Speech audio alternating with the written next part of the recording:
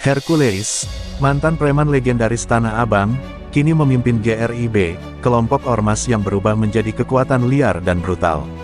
Ia menguasai banyak wilayah dengan tangan besi, melibatkan diri dalam pengamanan proyek-proyek gelap, bisnis ilegal, dan penarikan uang keamanan dari para pengusaha. Di sisi lain, Gatot Nurmantio, mantan Panglima TNI yang disegani, diam-diam diberi mandat oleh negara untuk menghabisi kekuatan-kekuatan liar yang mengancam stabilitas nasional, dan GRIB ada di urutan teratas. Perseteruan antara Gatot dan Hercules sebenarnya sudah lama. Dulu mereka pernah berkonflik secara tidak langsung saat Gatot masih aktif di militer dan Hercules mulai membangun jaringan preman di ibu kota. Kini, konflik lama itu kembali muncul. GRIB menyerang gudang senjata milik negara dan menewaskan 3 tentara. Pemerintah tidak bisa tinggal diam. Gatot dipanggil kembali, kali ini dengan kewenangan khusus untuk memimpin operasi bersih-bersih. Gatot membentuk pasukan elit dari mantan Kopassus dan Intel pilihan. Mereka bekerja senyap, tanpa seragam, dan bergerak cepat. Sasarannya jelas, memutus aliran logistik GRIB, menangkap para komandan lapangan, dan menyingkirkan Hercules. Tapi Hercules tidak tinggal diam. Ia tahu perangnya bukan sekadar fisik, tapi juga pertarungan strategi. Maka, dua kekuatan besar ini pun bersiap untuk konfrontasi terbuka, perang antar manusia keras kepala yang tidak mau mengalah. Pasukan Gatot mulai bergerak. Target pertama mereka adalah sebuah rumah di Kalideres yang diketahui menjadi markas kecil GRIB. Malam itu, tim elit bersenjata lengkap menyergap lokasi dengan senyap. Tapi GRIB sudah lebih dulu tahu lewat jaringan mata-mata mereka. Saat pasukan memasuki rumah itu, hujan peluru menyambut dari balik dinding dan jendela. 3 prajurit Gatot tewas di tempat. 2 lainnya terpaksa mundur sambil mengevakuasi korban yang bersimbah darah. Kabar baku tembak itu langsung sampai ke telinga Hercules. Ia tertawa dingin. Mereka pikir kita akan takut, katanya pada anak buahnya. Kita yang menguasai jalanan. Ia lalu menggelar rapat besar di markas utama GRIB, memerintahkan seluruh kelompoknya di Jakarta, Bekasi, dan Tangerang untuk siaga tempur. Senjata api didistribusikan, pos-pos jaga diperkuat, bahkan preman-preman kecil diberi pelatihan tempur cepat. Hercules tidak hanya ingin bertahan, ia ingin membalas. Gatot menerima laporan kekalahan itu dengan wajah tegang. Ia tidak bicara sepatah kata pun. Tapi malam itu, ia berdiri di depan peti mati 3 prajuritnya dan bersumpah akan membalas dendam. Ia mempercepat rencana operasi. Mulai sekarang, tak ada kompromi, katanya. Sasaran berikutnya adalah pelabuhan gelap tempat GRIB menyelundupkan senjata. Gatot tahu, jika logistik GRIB diputus, maka kekuatan mereka akan melemah. Ia sedang membangun strategi perang kota, perang yang tidak akan terlihat di media, tapi akan berdarah di jalan-jalan sempit ibu kota. Malam itu, tim Gatot bergerak ke pelabuhan tua di Marunda yang telah lama jadi sarang penyelundupan GRIB. Informasi intelijen menyebutkan bahwa Hercules menyimpan senjata berat dari luar negeri di sana, termasuk M16 dan granat buatan Filipina. Serangan dilakukan pukul 2 dini hari. Pasukan khusus menyerbu dengan formasi cepat, menembus gudang demi gudang. Dalam waktu 15 menit, mereka berhasil menguasai pelabuhan dan menemukan puluhan peti berisi senjata api, peluru, dan bahan peledak. Namun kemenangan itu harus dibayar mahal. GRIB datang membalas dengan brutal. Sekitar 40 orang bersenjata mengepung pelabuhan. Kontak senjata pecah di tengah gudang logistik. Pasukan Gatot terpaksa bertahan selama 2 jam sebelum helikopter militer datang mengevakuasi mereka. 2 tentara gugur dalam baku tembak, sementara 6 anggota GRIB dipastikan tewas. Meski pelabuhan berhasil dibersihkan, GRIB tetap meninggalkan pesan, mereka takkan menyerah tanpa darah. Hercules murka, ia kehilangan senjata dan orang-orangnya, tapi lebih dari itu, ia merasa dipermalukan. Ia lalu menginstruksikan seluruh kelompoknya untuk menyerang balik. Targetnya bukan tentara, tapi tempat-tempat yang dianggap bagian dari sistem, pos polisi, kantor pemerintah, dan bahkan rumah-rumah para pejabat yang dikenal dekat dengan Gatot. Dalam semalam, 3 pos polisi dibakar, 1 markas tentara diserang granat, dan 2 petugas intel ditemukan tewas dengan luka mutilasi. Jakarta mulai terasa seperti zona perang. Dan ini baru awalnya. Jakarta berubah menjadi kota mencekam.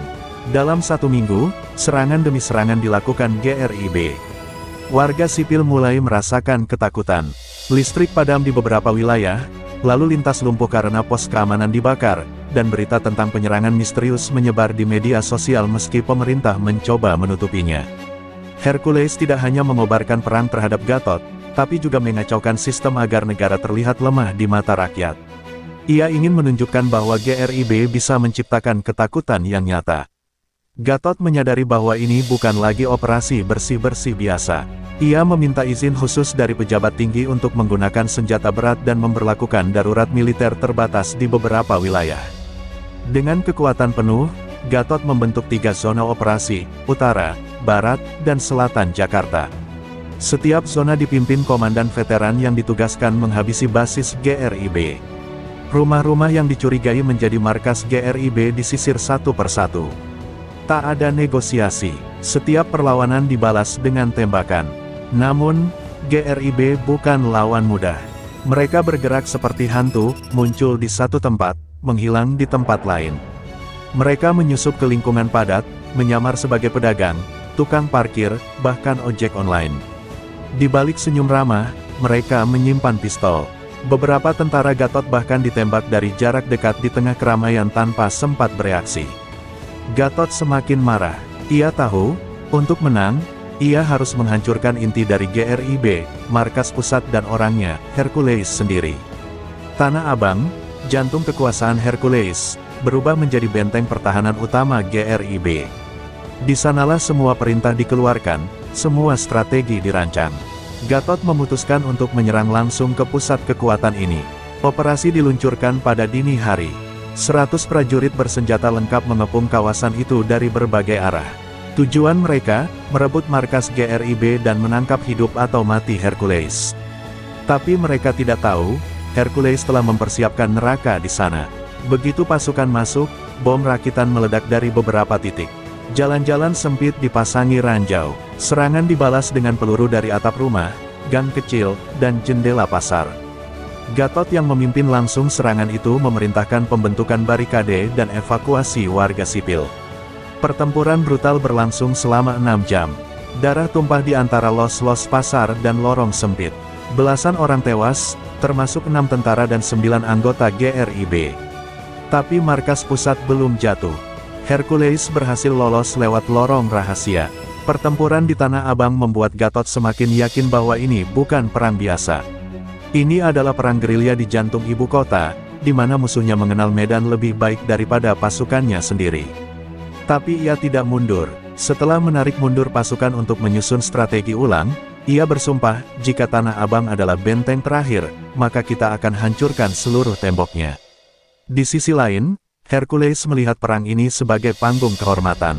Ia tahu akhir akan datang, tapi sebelum itu, ia ingin menyeret banyak nyawa bersamanya. Gatot mengubah taktik, menyadari bahwa pertempuran terbuka hanya akan membuat pasukannya jadi sasaran empuk. Ia mulai mengerahkan tim intelijen dalam penyamaran. Mereka menyusup sebagai pedagang kaki lima, sopir angkot, hingga anggota ormas palsu. Tujuannya, mengidentifikasi titik-titik persembunyian Hercules dan jalur komunikasi GRIB. Dalam 2 minggu, informasi penting dikumpulkan. Mereka menemukan bahwa Hercules sering berpindah-pindah antara 3 lokasi, sebuah rumah di Cengkareng, sebuah ruko di Mangga Besar, dan tempat rahasia di bawah tanah Pasar Baru. Dengan data itu, Gatot menyiapkan jebakan. Ia menyebarkan informasi palsu bahwa satu regu militer akan menyerbu lokasi di Grogol. GRIB pun mengerahkan banyak pasukan ke sana. Sementara itu, tim utama Gatot menyergap ruko di Mangga Besar. Baku tembak pecah. 3 orang GRIB tewas, dan 2 lainnya ditangkap. Salah satu yang tertangkap adalah orang dekat Hercules bernama Dito, yang akhirnya buka mulut setelah diinterogasi. Ia mengungkapkan lokasi tempat persembunyian utama Hercules, sebuah bunker tua yang terhubung ke saluran air bawah tanah di Pasar Baru. Gatot segera menyiapkan serangan besar, tapi kali ini ia tidak mau mengulang kesalahan. Ia mengirim tim khusus dalam diam, bergerak lewat saluran air dan lorong sempit. Namun, Hercules sudah mencium rencana itu. Ia mengatur penjebakan balasan, menanam bahan peledak di sepanjang lorong bawah tanah dan menunggu pasukan Gatot masuk lebih dalam. Saat kontak senjata pecah di kegelapan, ledakan mengguncang bunker. 6 tentara tewas di tempat. Tapi satu peluru berhasil menembus pertahanan GRIB, ajudan utama Hercules tertembak di dada, dan ini membuat sang pemimpin kehilangan kendali emosional. Ledakan di lorong bawah tanah pasar baru menjadi salah satu titik paling berdarah dalam perang ini. Tubuh-tubuh prajurit Gatot berserakan di antara reruntuhan beton dan genangan air yang bercampur darah. Pasukan yang selamat mencoba bertahan dalam gelap, berhadapan dengan sisa GRIB yang menyerang dari berbagai arah seperti bayangan. Pertempuran jarak dekat pecah tanpa ampun, banyak yang bertarung hanya dengan pisau dan tangan kosong. Teriakan, tembakan, dan dentuman membuat lorong bawah tanah itu seperti lubang neraka. Sementara itu di permukaan, Gatot memerintahkan penggalian dari sisi utara untuk menyelamatkan pasukannya yang terjebak. Bulldozer dan pasukan teknis diterjunkan di bawah perlindungan tembakan sniper. Setelah 6 jam penyelamatan, sisa pasukan berhasil dievakuasi, beberapa dalam keadaan sekarat, beberapa lainnya sudah tak bernyawa. Gatot berdiri di antara kantong jenazah dengan mata dingin, lalu berkata kepada wakilnya, perang ini tidak akan selesai sampai kepala Hercules jatuh. Di pihak lain, Hercules menguburkan ajudan setianya secara diam-diam. Ia mulai berubah. Jika sebelumnya ia memimpin dengan perhitungan, kini ia dikuasai dendam. Ia menyatakan balas dendam total. Gatot mau perang, kita bakar seluruh kota, teriaknya dalam rapat besar GRIB. Ia memerintahkan serangan simultan ke 3 titik vital, gardu listrik utama, gudang logistik militer, dan markas polisi kecil di Cawang. Serangan ini bukan sekadar sabotase, tapi pernyataan perang terbuka kepada negara. Dan malam berikutnya, Jakarta kembali terbakar. Serangan simultan yang dilancarkan oleh GRIB membuat Jakarta tercekik dalam kekacauan. Gardu listrik utama yang mengaliri seluruh kota meledak dalam api besar, memadamkan hampir setengah Jakarta dalam kegelapan total. Gudang logistik militer yang menyimpan persediaan senjata dan amunisi dihancurkan oleh bom rakitan, sementara markas polisi di Cawang diterjang ledakan yang meratakan seluruh gedung dengan tanah. Tidak hanya merusak, tapi juga membuat ketakutan yang luar biasa di kalangan warga sipil. Di tengah malam yang gelap gulita, sirene ambulans dan suara tembakan bersahutan. Menandakan bahwa perang ini bukan sekadar konflik pasukan, ini adalah perang total. Gatot yang tengah memimpin pasukannya di markas operasi langsung mengambil langkah tegas. Kita tidak bisa mundur sekarang, katanya dengan suara tegas, setiap serangan mereka, akan kita balas dengan lebih besar. Dengan bantuan dari unit anti-teror dan pasukan elit, Gatot merencanakan serangan balasan yang lebih terstruktur dan menghancurkan. Kali ini, target utamanya adalah jantung dari kekuatan GRIB, rumah besar Hercules yang terletak di kawasan elit Kemang. Dia tahu bahwa jika pusat komando mereka jatuh, seluruh organisasi ini akan goyah. Di sisi GRIB, Hercules semakin terdesak. Walaupun mereka masih menguasai banyak wilayah di Jakarta, serangan yang dilancarkan oleh Gatot mulai mengguncang kestabilan mereka. Banyak anggota GRIB yang mulai meragukan kemampuannya memimpin. Namun, ia tetap kokoh, mengingatkan pasukannya bahwa mereka bukan hanya berperang untuk bertahan hidup, tetapi untuk menghancurkan sistem yang telah menindas mereka. Gatot memikirkan kota ini, saya memikirkan dunia ini. Hercules berujar kepada anak buahnya, jika kita harus membuat semua orang takut, maka kita akan lakukan. Kekuatan militer dan jaringan bawah tanah mereka digerakkan lebih cepat, merencanakan serangan balasan yang lebih mengerikan. Gatot tahu bahwa serangan ke rumah besar Hercules adalah langkah terakhir yang harus diambil untuk mengakhiri konflik ini. Setelah mengumpulkan pasukan dari berbagai satuan, ia mempersiapkan operasi besar. Informasi yang diterima dari intelijen menyebutkan bahwa rumah besar itu dilengkapi dengan sistem pertahanan canggih, sensor gerak, dinding beton tebal, dan penjagaan ketat. Namun, Gatot tak gentar. Ia merencanakan serangan malam, dengan harapan bisa mengejutkan GRIB sebelum mereka sempat mengerahkan kekuatan penuh. Operasi dimulai pada malam hari, dengan pasukan elit bersenjata lengkap bergerak menuju Kemang. Dari beberapa titik yang sudah disepakati, mereka mulai menyerang secara bersamaan. Begitu tiba di perimeter, mereka langsung menghadapi perlawanan sengit. Pasukan GRIB yang sudah menunggu di balik pagar rumah besar membalas serangan dengan tembakan bertubi-tubi. Tapi Gatot sudah siap. Pasukan anti-tank dan tim sniper yang diposisikan di titik tinggi berhasil menembus pertahanan luar. Namun, perlawanan tak berhenti di situ. Hercules, yang telah menyiapkan perlawanan terakhir, keluar dengan pasukan elit GRIB yang lebih banyak lagi. Di tengah pertempuran yang semakin intens, Gatot memimpin langsung pasukannya ke pintu gerbang utama rumah besar. Dengan ledakan bom penghalang, mereka berhasil memasuki halaman. Namun, saat mereka memasuki rumah, mereka disambut oleh perangkap besar yang telah disiapkan Hercules. Dari bawah tanah, ledakan mengguncang seluruh rumah, menghancurkan dinding dan mengubur sebagian pasukan Gatot di dalam reruntuhan.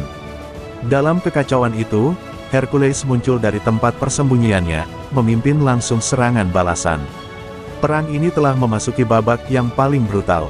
Pasukan GRIB dan pasukan Gatot bertempur habis-habisan di dalam rumah besar, saling berhadapan dengan peluru dan ledakan yang mengalir deras.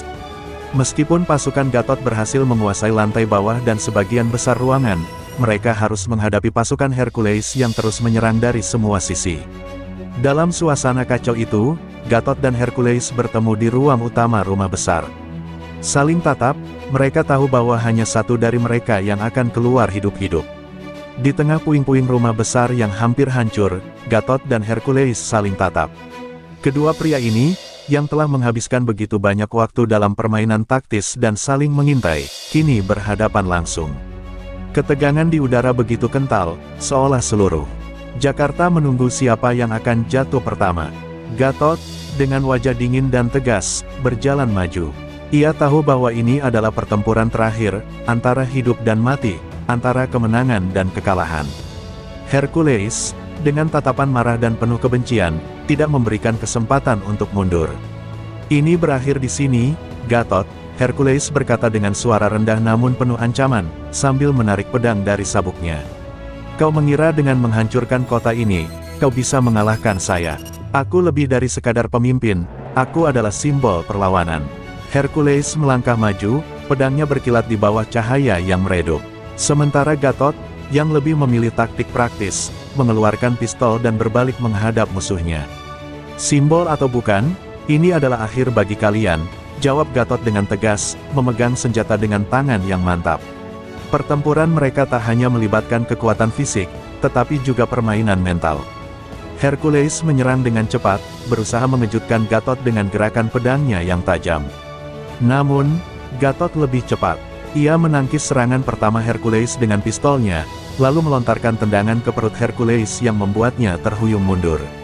Namun, Hercules segera bangkit, tidak memberi ruang bagi lawannya untuk bernapas. Sebuah serangan pedang meluncur ke arah Gatot, namun Gatot berhasil melompat ke samping, menghindari serangan yang hampir mengenai lehernya. Namun, kelelahan mulai terlihat di wajah Gatot. Ia tahu bahwa ini adalah ujian terberat dalam hidupnya, melawan musuh yang tidak hanya kuat, tetapi juga penuh kebencian. Hercules, sebaliknya, semakin bersemangat. Ia menargetkan titik lemah Gatot, berusaha untuk menghabisinya dengan serangan beruntun.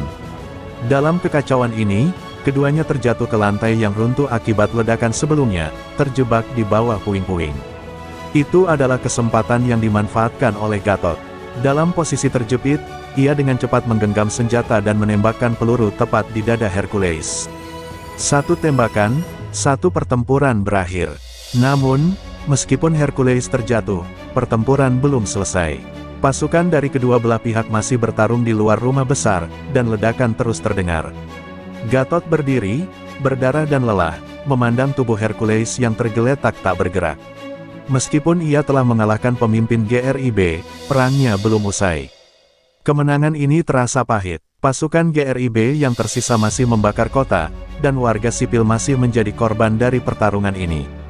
Saat itu, Gatot menyadari satu hal yang pasti, perang ini akan meninggalkan luka mendalam pada seluruh kota, dan tidak ada yang akan keluar tanpa bekas.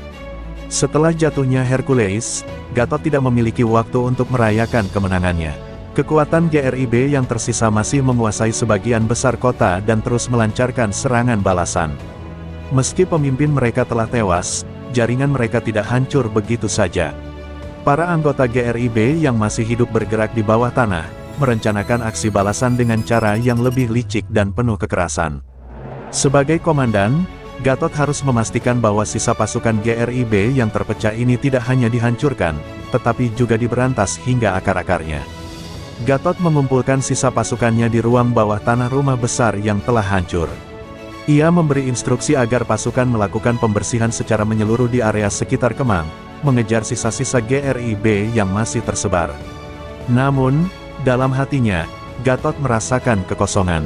Kemenangan ini bukanlah kebanggaan, melainkan beban.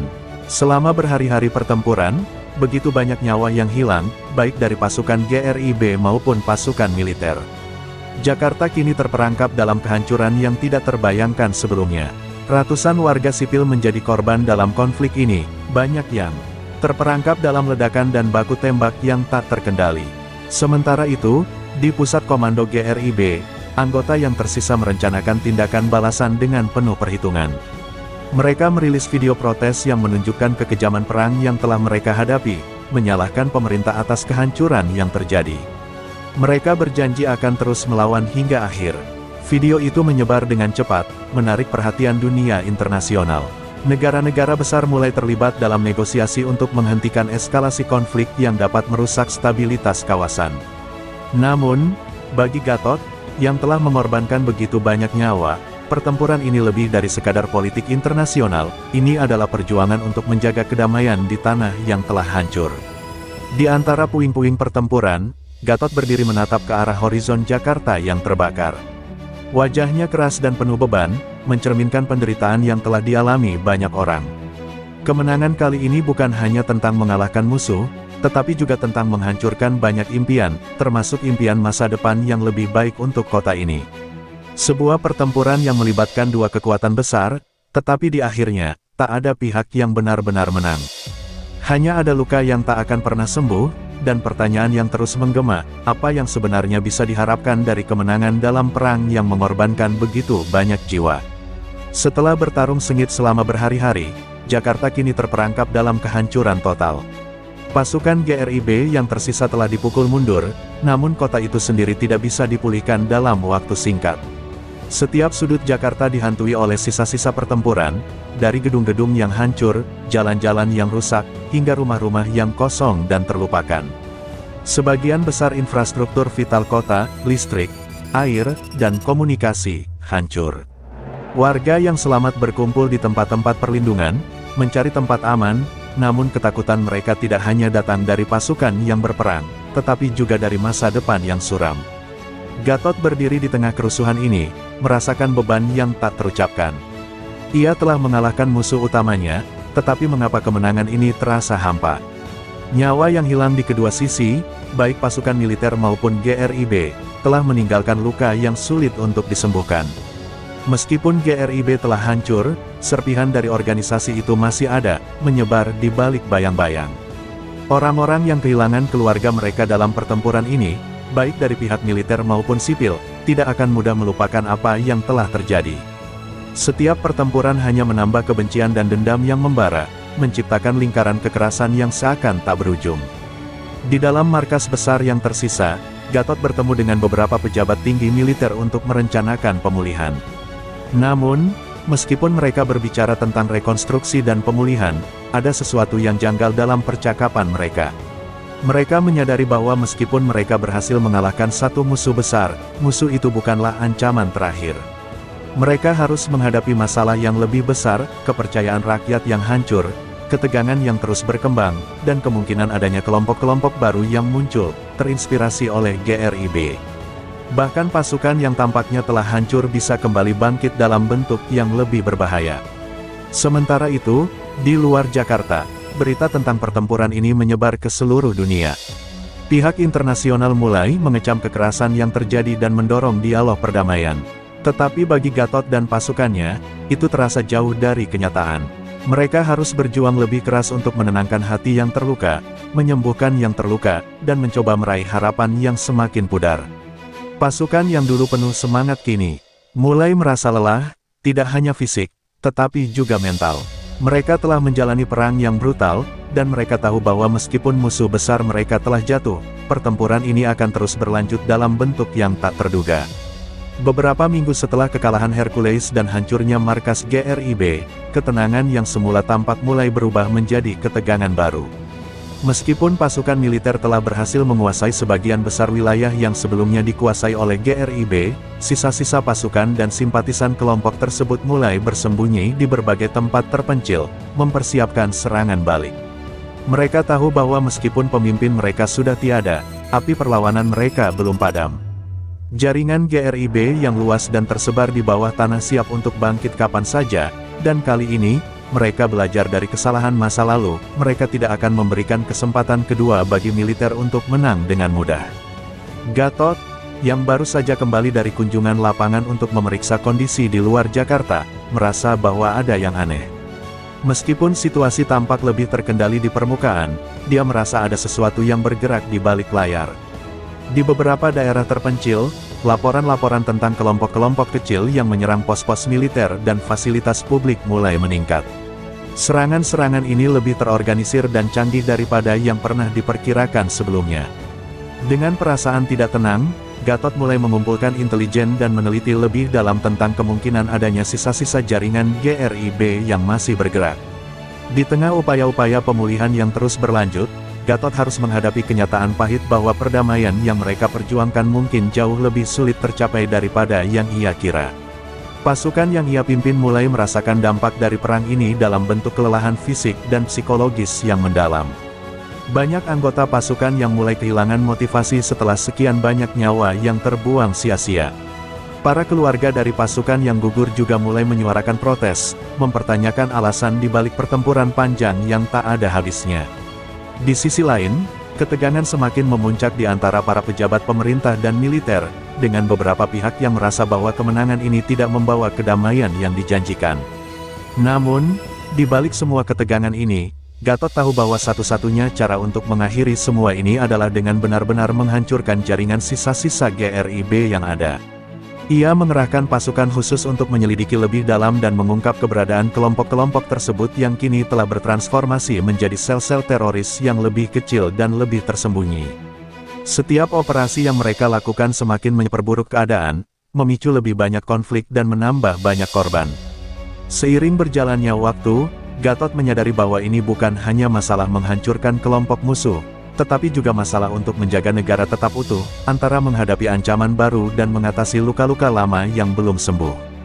Meskipun telah melakukan berbagai upaya untuk mengendalikan sisa-sisa pasukan GRIB yang tersembunyi di seluruh penjuru kota, Gatot tahu bahwa saat ini pertempuran telah berubah.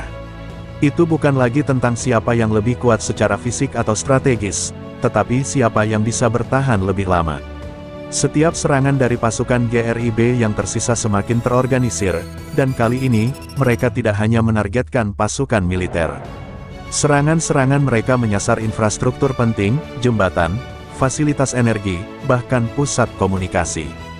Tujuan mereka jelas, menciptakan ketidakstabilan yang lebih besar, untuk mengguncang fondasi negara yang sudah rapuh. Di markas besar militer, ketegangan semakin terasa.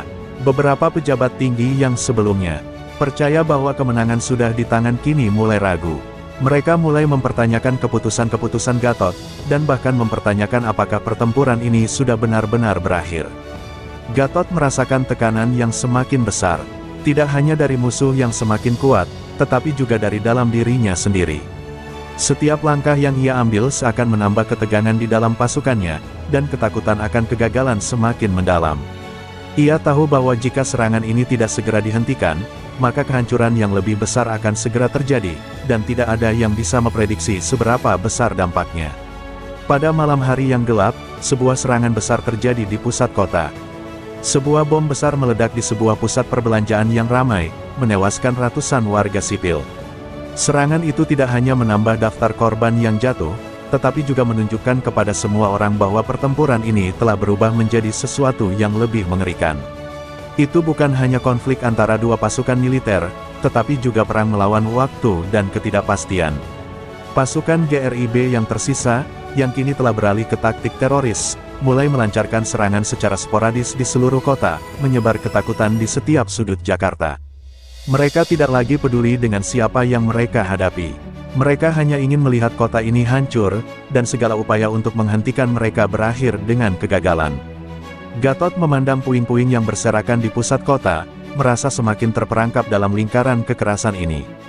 Ia tahu bahwa tidak banyak waktu lagi yang tersisa untuk menghentikan ledakan ketegangan yang semakin membesar.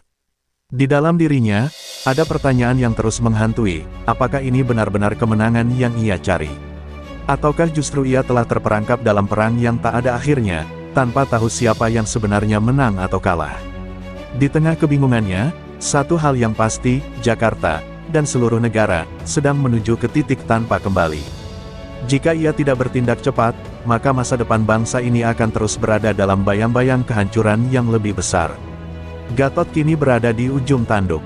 Setiap langkah yang ia ambil terasa semakin berat, dan ia tahu bahwa pertempuran ini hampir mencapai titik kritis. Serangan teror semakin sering terjadi, dan pasukannya semakin kelelahan. Kepercayaan rakyat terhadap pemerintah dan pasukan militer mulai memudar, tergerus oleh kenyataan bahwa kota ini terus dihantui ketidakpastian dan ketakutan.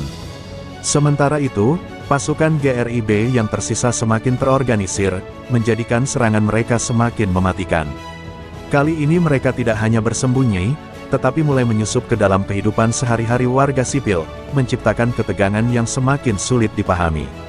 Dalam suasana yang penuh dengan ketakutan ini, Gatot berkumpul dengan para jenderal dan komandan untuk merencanakan langkah selanjutnya.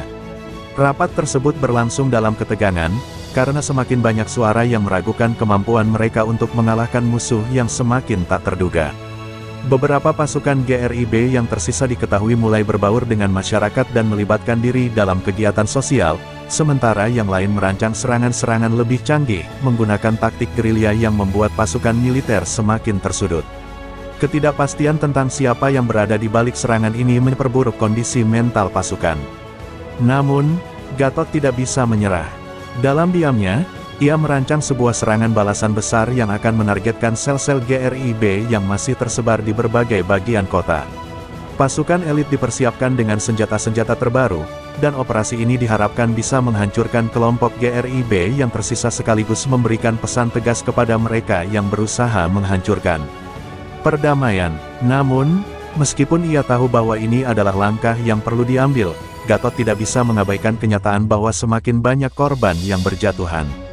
Setiap serangan, baik yang ia lakukan atau yang dilakukan oleh musuh, semakin memperburuk keadaan, memperdalam luka yang belum sembuh di hati banyak orang.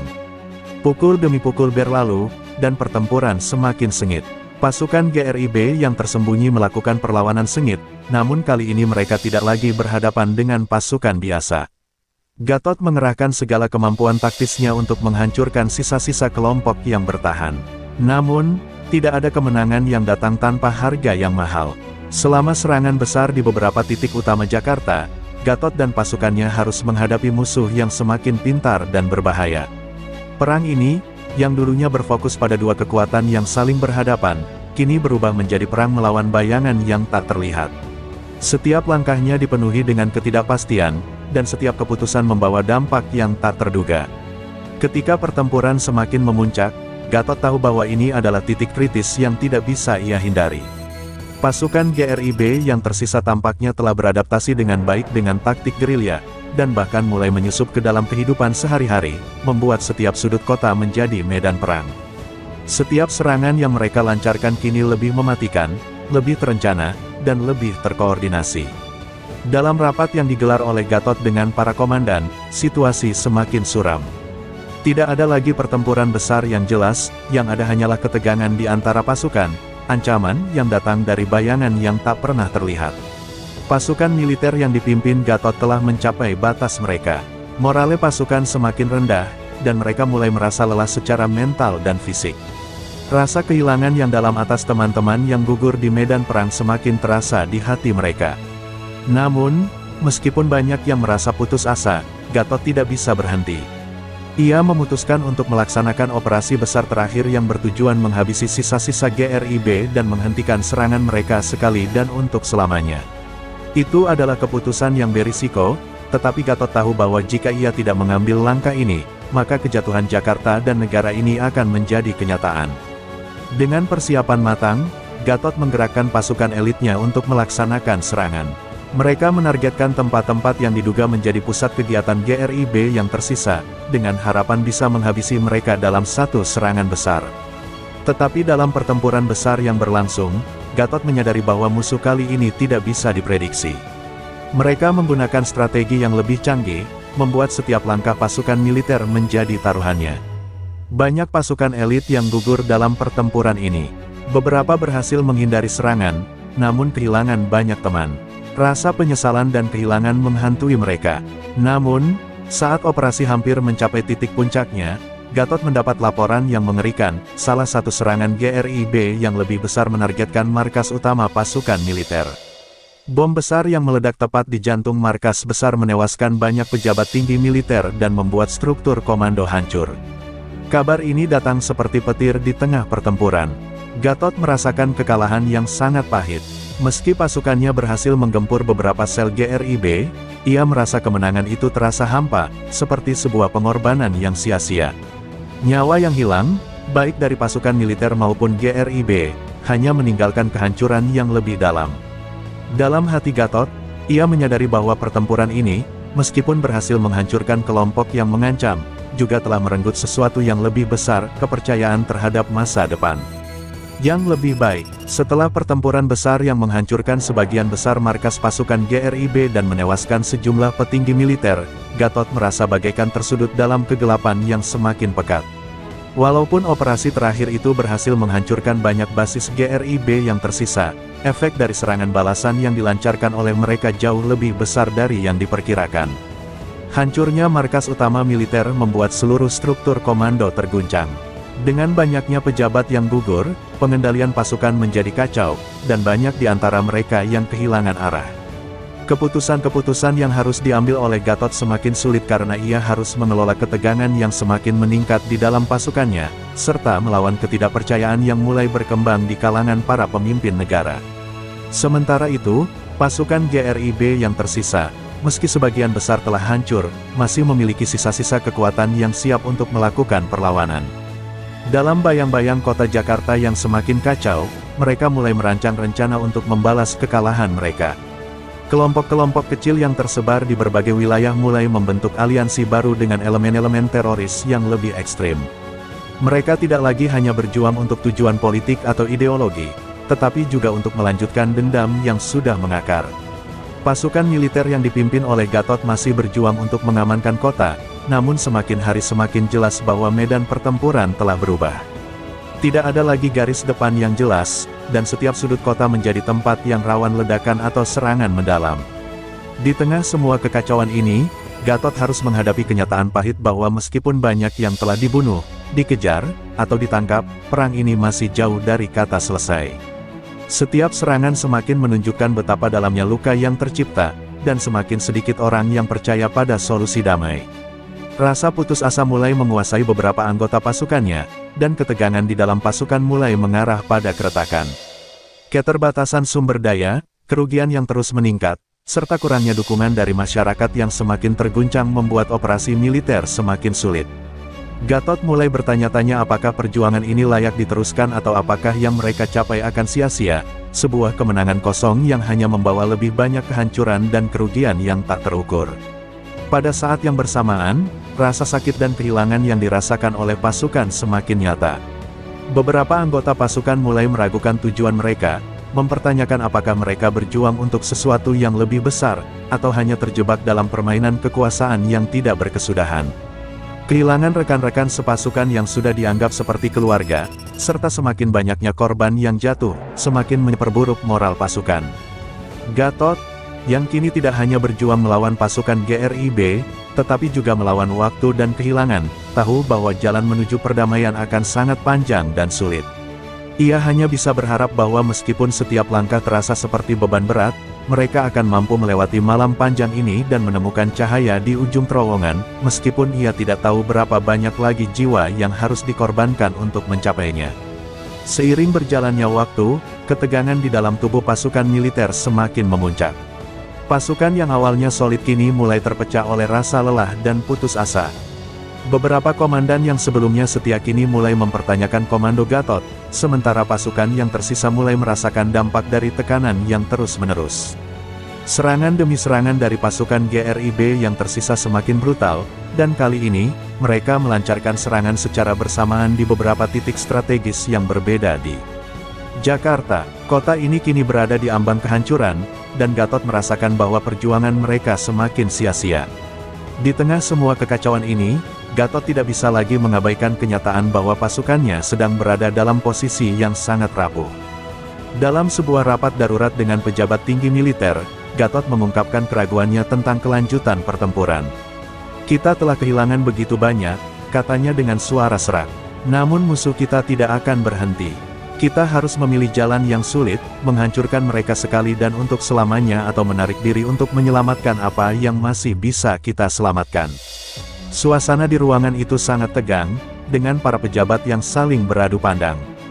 Beberapa dari mereka mulai memikirkan kemungkinan bernegosiasi dengan pihak GRIB, meskipun itu berarti mengorbankan prinsip-prinsip dasar yang telah mereka pegang sejak awal. Namun, bagi Gatot, pilihan itu tidak pernah ada. Ia tahu bahwa jika mereka mundur sekarang, maka semuanya akan berakhir dengan kehancuran yang lebih besar. Keputusan yang ia buat adalah untuk melanjutkan serangan, meskipun ia tahu bahwa tidak ada jaminan akan ada kemenangan atau bahkan keselamatan bagi pasukannya. Serangan besar diluncurkan pada malam hari, pasukan elit dengan persenjataan lengkap bergerak untuk membersihkan sisa-sisa pasukan GRIB di beberapa lokasi yang paling berbahaya. Namun, kali ini pasukan militer dihadapkan dengan taktik yang lebih canggih dari musuh mereka. Pasukan GRIB yang terdesak sebelumnya kini beradaptasi, menggunakan jebakan, dan melakukan serangan dari berbagai arah yang tak terduga. Sejumlah pasukan elit milik Gatot terjebak dalam baku tembak yang sengit, dengan banyak yang jatuh dalam pertempuran yang tidak seimbang. Ketika kabar mulai tersebar tentang banyaknya korban dari pasukan militer yang jatuh dalam pertempuran tersebut, dampaknya terasa sangat besar. Gatot yang merasa tertekan dan lelah mulai kehilangan pijakan. Ia mulai meragukan apakah ia masih bisa mengendalikan situasi atau apakah semuanya sudah terlambat. Bahkan dengan segala upaya dan pengorbanan, pertempuran ini terasa seperti perang tanpa akhir. Pasukan GRIB yang berhasil bertahan kembali menambah kekuatan mereka, mendapatkan dukungan dari kelompok-kelompok teroris internasional, dan kini mereka tidak hanya menyerang pasukan militer, tetapi juga masyarakat yang terjebak di antara kedua kekuatan yang berseteru. Jakarta yang sebelumnya menjadi pusat kemakmuran kini berubah menjadi kota hantu, penuh dengan reruntuhan, darah, dan kesedihan yang tak terukur. Dengan setiap serangan yang gagal dipatahkan dan setiap nyawa yang hilang, Gatot merasakan beban yang semakin berat. Apa yang dimulai sebagai pertempuran untuk membela negara kini telah berubah menjadi perjalanan yang menghancurkan dirinya dan pasukannya. Pada titik ini, Gatot mulai menyadari bahwa mungkin kemenangan yang ia harapkan sudah terlalu jauh untuk digapai. Jakarta, dan mungkin seluruh negeri, sedang menghadapi nasib yang sangat kelam, dan Gatot tidak bisa lagi mengabaikan kenyataan bahwa mereka terjebak dalam perang yang tidak akan pernah berakhir. Keputusasaan semakin menggerogoti pikiran Gatot. Sisa-sisa pasukannya kini berada di ujung tanduk, terombang-ambing di antara harapan dan kenyataan yang pahit.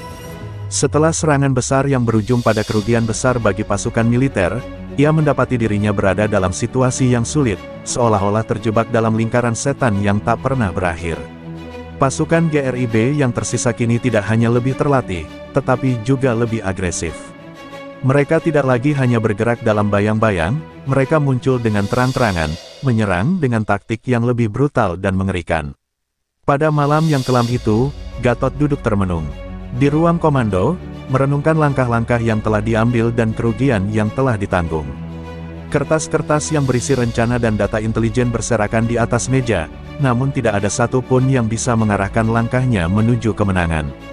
Rencana yang dirancang dengan hati-hati kini terasa sia-sia, dan Gatot mulai mempertanyakan keputusan-keputusan yang telah diambilnya. Tiba-tiba, sebuah laporan datang. Pasukan GRIB telah menyerbu ke pusat-pusat kota yang sebelumnya aman. Mereka tidak hanya melakukan serangan sporadis, kali ini mereka mengkoordinasikan serangan besar yang menargetkan fasilitas-fasilitas penting, termasuk pusat pemerintahan dan infrastruktur utama. Jakarta, yang dulu merupakan simbol kemajuan, kini hancur dalam genggaman mereka. Setelah menerima laporan ini, Gatot tahu bahwa pasukannya tidak dapat lagi bertahan lama dalam pertempuran ini. Semakin banyak pasukan yang tergulung dalam serangan, semakin banyak pula yang hilang di medan perang. Tidak ada jalan mundur, namun tak ada lagi yang tersisa untuk dilindungi selain kehormatan dan nyawa orang-orang yang masih berjuang. Dalam rapat darurat yang diadakan pada pagi hari itu, Gatot memutuskan untuk melaksanakan strategi terakhir yang mereka miliki. Ia memimpin langsung pasukan elit menuju titik-titik yang dianggap paling vital, berusaha menyelamatkan sisa-sisa peradaban yang masih tersisa. Namun, dalam perjalanan menuju pertempuran itu, Gatot merasakan betapa tegangnya atmosfer yang melingkupi. Para prajurit yang ia pimpin terlihat lesu, lelah, dan hampir putus asa. Mereka merasa seperti terperangkap dalam perang yang tidak ada ujungnya. Kepercayaan diri yang dulu mereka miliki kini luntur, dan setiap langkah mereka terasa berat. Pasukan GRIB, meski jumlahnya sedikit, menggunakan kecerdikan dan pemahaman medan yang tajam untuk terus menyerang dengan cara yang mematikan. Tak lama setelah serangan dimulai, ledakan besar terdengar di seluruh penjuru kota, menandakan bahwa pertempuran yang lebih besar sedang dimulai. Dari atas langit, helikopter militer terlihat melayang, tetapi tak satu pun dari mereka yang tahu apakah mereka akan kembali. Sekali lagi, Gatot harus menghadapi kenyataan pahit bahwa pasukannya berada di ambang kehancuran. Serangan balasan dari GRIB terus datang tanpa henti, dan meskipun banyak yang telah mereka hancurkan, banyak pula yang harus dikorbankan. Tidak ada kemenangan yang jelas, tidak ada jalan pulang yang aman. Perang ini bukan lagi tentang siapa yang menang atau kalah, tetapi tentang berapa banyak lagi yang akan jatuh sebelum semuanya berakhir. Gatot tahu, meskipun ia mengorbankan segalanya, mungkin inilah akhirnya, akhir dari sebuah perjalanan panjang yang penuh dengan kehilangan, penyesalan, dan kegelapan. Perang yang telah berlangsung bertahun-tahun kini sampai pada titik akhirnya. Kota Jakarta, yang dulu gemerlap dan penuh harapan, kini hanya menyisakan reruntuhan dan darah. Pasukan militer yang dipimpin Gatot akhirnya menyadari bahwa meskipun mereka telah berjuang mati-matian, musuh yang mereka hadapi bukanlah kelompok biasa. Pasukan GRIB, yang dipimpin oleh Hercules, memiliki kekuatan dan jaringan yang lebih besar dari yang pernah dibayangkan. Serangan-serangan terakhir yang dilancarkan oleh kedua pihak hanya memperburuk keadaan, mengorbankan nyawa lebih banyak lagi di kedua sisi. Di medan perang yang penuh dengan asap dan kebakaran, Gatot berdiri di antara sisa-sisa pasukannya yang masih bertahan. Beberapa komandan telah tewas, dan banyak pasukan yang terluka parah. Rasa kehilangan semakin menghantuinya, tetapi ia tahu tidak ada waktu untuk meratapi. Dalam momen-momen terakhir itu, ia menyadari bahwa perang ini tidak pernah benar-benar memiliki pemenang. Keberhasilan yang seharusnya dicapai dengan pengorbanan besar, ini telah hancur begitu saja, tergerus oleh kebrutalan dan dendam yang tak kunjung selesai. Sejumlah pasukan GRIB yang bertahan juga mulai terdesak. Mereka yang tidak gugur dalam pertempuran mulai berpencar, bersembunyi di berbagai penjuru kota, namun mereka juga tahu bahwa jalan mereka hampir habis. Pada akhirnya, pertempuran ini berakhir dengan tidak adanya pemenang yang jelas. Pasukan militer yang dipimpin oleh Gatot dan pasukan GRIB yang dipimpin oleh Hercules saling melukai, mengorbankan satu sama lain tanpa pernah ada solusi atau perdamaian. Dalam pertempuran terakhir yang terjadi di pusat kota, Gatot merasakan betapa beratnya langkahnya saat ia melangkah mundur. Sisa pasukannya, yang sangat sedikit, hanya bisa melihat dengan penuh kesedihan ketika pasukan GRIB yang tersisa juga mundur. Mereka berdua tahu bahwa meskipun mereka telah bertempur dengan segala kekuatan, tidak ada yang bisa kembali seperti semula. Kehancuran yang ditinggalkan oleh perang ini terlalu dalam untuk bisa diperbaiki dalam waktu dekat. Jakarta yang dulunya menjadi simbol kemakmuran kini hanya menyisakan debu dan kehancuran. Orang-orang yang tersisa di kota ini mulai berlarian mencari tempat aman, menyaksikan kehancuran yang ditinggalkan oleh dua kekuatan besar yang saling bertempur. Pasukan yang dulunya begitu kuat kini kehilangan arah dan tujuan. Gatot yang terluka parah dan Hercules yang juga terpojok akhirnya menyadari bahwa mereka telah kalah dalam perang yang sebenarnya tak pernah mereka inginkan. Perang ini bukan hanya menghancurkan fisik, tetapi juga merusak jiwa para prajurit yang terlibat. Tidak ada lagi yang tersisa selain rasa sakit dan pertanyaan, apakah semua ini sebanding dengan apa yang telah mereka korbankan. Pasukan GRIB dan militer kini mengundurkan diri, meninggalkan medan perang yang sunyi dan penuh dengan kehancuran. Pada titik ini, yang tersisa hanyalah bayang-bayang peperangan yang tidak akan pernah benar-benar selesai, karena dendam dan kebencian yang tumbuh begitu dalam. Ketika semuanya mereda, yang tersisa hanyalah jejak-jejak darah dan kehancuran yang tak terhapuskan. Pasukan yang bertempur dalam pertempuran ini, baik dari militer maupun GRIB, tidak pernah benar-benar kembali ke kehidupan mereka yang dulu. Mereka semua, tanpa terkecuali, telah berubah selamanya. Kehidupan yang dulunya ada di tengah-tengah pertempuran ini kini mulai membentuk babak baru, namun dengan luka-luka yang tak bisa sembuh. Perang itu telah mengubah segalanya, dan meskipun medan perang itu akhirnya sepi, ketidakpastian tentang masa depan masih menghangatkan hati mereka yang selamat. Dan dengan demikian, perjalanan panjang ini berakhir, bukan dengan kemenangan, tetapi dengan sebuah akhir yang penuh dengan kehilangan, rasa sakit, dan pertanyaan yang tak terjawab.